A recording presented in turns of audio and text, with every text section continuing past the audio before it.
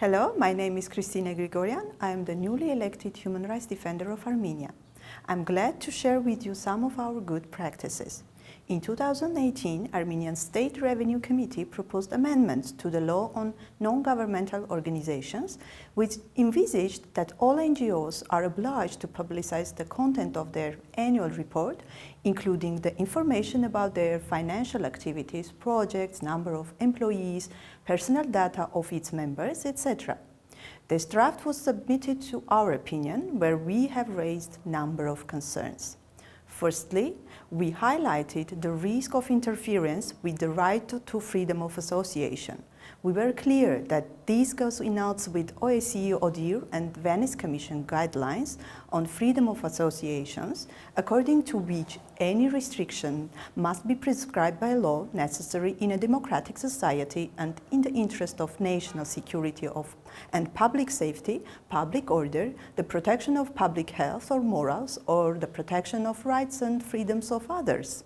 Restrictions on access to resources that reduce the ability of associations to pursue their goals and activities may constitute an interference with the right to freedom of association.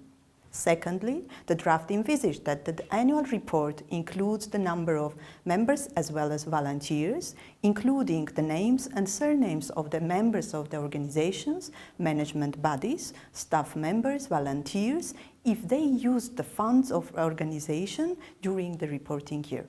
We flag that the CM recommendation of the Council of Europe stipulates that the inclusion of the personal data of the users of funds of organizations in the reports, their publication contradicts the right of person to protect their data.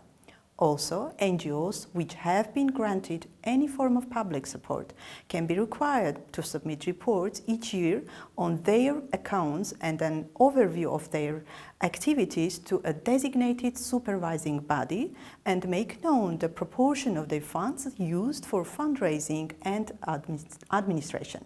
Besides, according to the OSCE ODIHR and the Venice Commission guidelines on freedom of association, the association should not be under a general obligation to disclose the names and addresses of their members, since this would be incompatible with both their rights to freedom of association and the right to respect for private life. Hence, we were recommended that to eliminate those requirements, which was done partly, and according to already adopted law, the requirement to include the personal data of the members of organizations, governing bodies, staff, volunteers in the reports have been removed. Based on constitutional law on human rights defender, our institution is providing its opinion on all initiatives that may anyhow relate to human rights, and the request for our opinion is mandatory according to the law.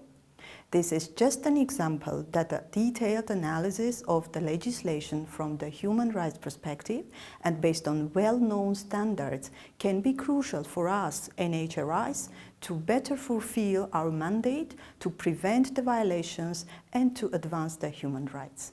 Thank you.